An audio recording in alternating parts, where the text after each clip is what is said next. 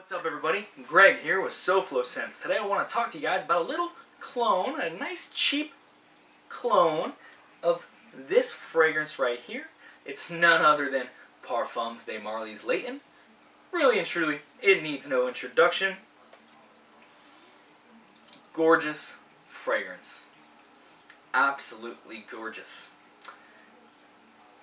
Pretty expensive. What is this clone that we speak of? Well, guys, it is none other than the Rich List. Technically, it's called Forbidden. This might look a little unfamiliar to you guys, and that is the PSA, and that is the takeaway of the video. I found these like this in two different stores, both a Marshall's and a TJMAXX, marked at $12.99 in boxes in the women's fragrance sections. So we're going to the store, and we're looking for this, and you might not find this. It might be in the box. So, which by the way clearly says unbox, but that's besides the point. So if you're hunting for this and you're having a hard time finding it, open your eyes. Not to say you're not already, maybe you are, maybe you're just having bad luck, but definitely be on the lookout for these boxes.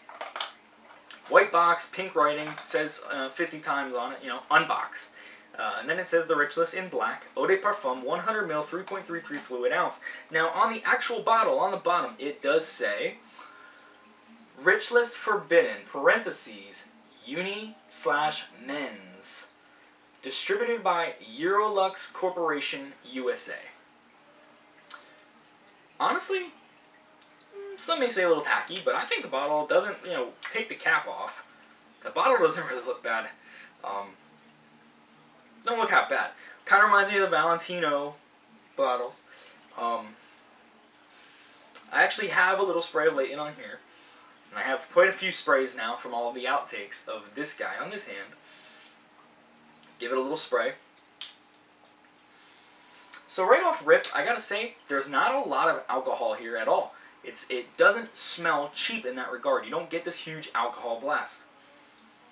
Additionally, it smells a lot like the real Layton up top. I get that sort of what some people want to say, Vicks Vapor Rub. I don't think it truly smells like Vicks Vapor Rub to me, but I do get sort of that eucalyptus-y menthol type of note.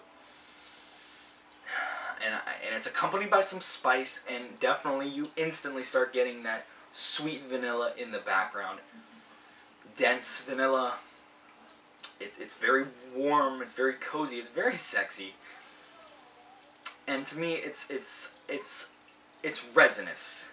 And just as like a point of reference, I would say the vanilla in this is Cremo's Spice and Black Vanilla, a clone or close, near clone of Spice Bomb Extreme by Victor and Rolf. The vanilla in this is probably a little creamier than it is in the real Spice Bomb Extreme. But in Spice Bomb Extreme, I would say that was what I would call like a dusty vanilla. And in Mercedes-Benz Club Black, I would call this vanilla more more dense and more rich and deep and dark and resinous. And that's kind of where I'm coming from. So I'm getting more of this sort of vanilla in the dry down in the heart of the Rich List. Now I wore it yesterday, so I'm familiar with it. I wore it actually yesterday to work. I refreshed at lunch and I wore it to the gym. It didn't do great on my skin at the gym. That's going to be a knock for me. It's not a gym fragrance, but the sweating, it did kind of wear off the skin a lot quicker than it did the other two times during the day that I sprayed it, where I was just doing, you know, desk work. The gym, it lasted through my workout and everything, but it just, it's not, I'm not going to like, I'm not going to fully knock it because, you know, it's not a gym fragrance. It's not a sport fragrance in it by any means.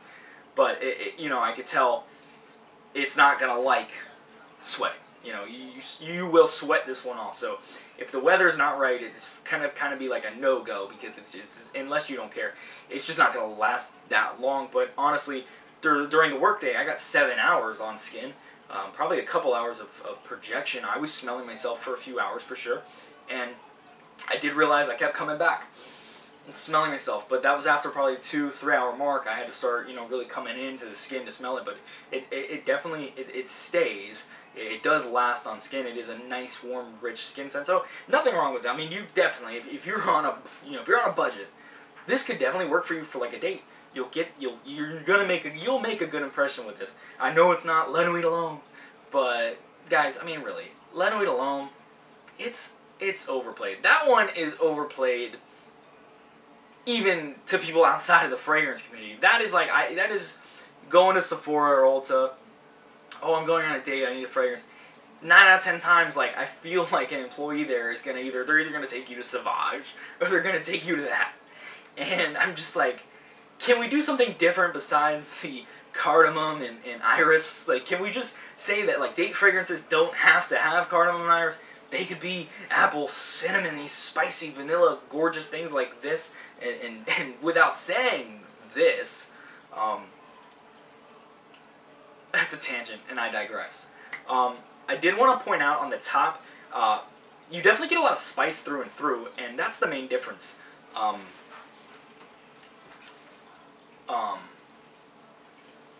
Layton, you get a lot of spice through and through on Layton, and this one, the spice does fade off rather quickly. But on the top, with both, but definitely on the rich list, I get the vibe of Burberry London. If Burberry London was like layered on top of something like Boss Bottled or something like that, it's definitely more than just this. But in the top, I kind of get a very similar profile of spices to this. As a matter of fact, I plan on actually layering this over this to see what that does. But that's the main difference for me. It's the long haul of the fragrance. It's not bad.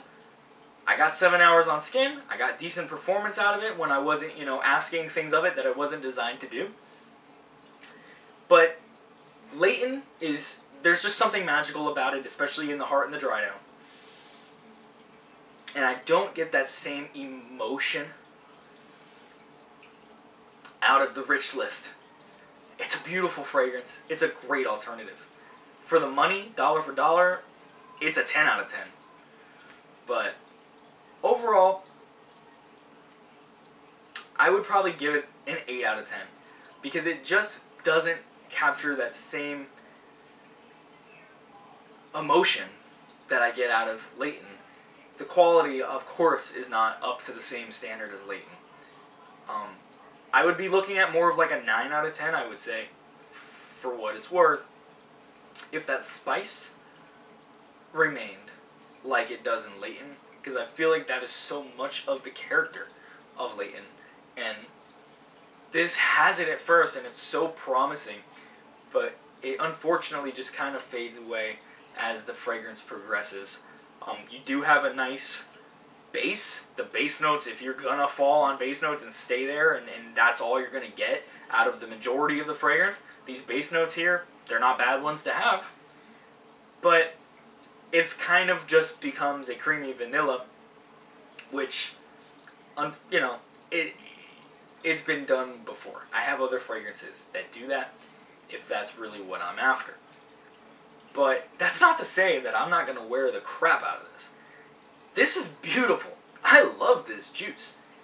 It's just not a 10 out of 10. And honestly, how could I give it a 10 out of 10? It's obviously cloning Parfums de Marly's Layton. And it's a $13 rack store find. If I was going to sit here and tell you this is 10 out of 10 fragrance, I don't think you guys would trust me. Because it let's be honest, there's just no way. It's very inexpensive, and it's honestly, it's popping up at the rack stores in the continental U.S. It's easy to find. So, all things considered, dollar for dollar, readily available, smells good, performs good, clones a high-end, niche fragrance. For me, I'm giving it an 8 out of 10. So that is about all I have on the Rich List Parfums de Marly Layton clone. Forbidden. I love it. I would recommend it to a friend. They say it's unisex or on the men's side, and I would agree with that. I think it's a masculine-leaning unisex. I do find a woman would pull it off. I would probably like it on a woman, but I love it on me. And this is the real Layton hand. It's pretty freaking close, but just not 100% the same. Doesn't evoke that same emotion. But very good. So that's it. If you're looking for it, be on the lookout for this box. Don't be afraid to look in the women's fragrance sections of your Marshalls or TJMAXX, because that's where I got lucky and found this. I actually picked up 2 bottles. Just be aware, in these boxes is going to be quite a few different versions of this rich list. They come in different colors and things, and we're looking for the blue, transparent, blue cap with gold detail. That's what you're looking for. And honestly, if you smelled Layton, you'll know. Spray this right away. You're going to know what it's cloning if you're familiar. So if you pull it out of the box and spray it, you'll know. Plus, you'll know whether or not you like it or not right off the top.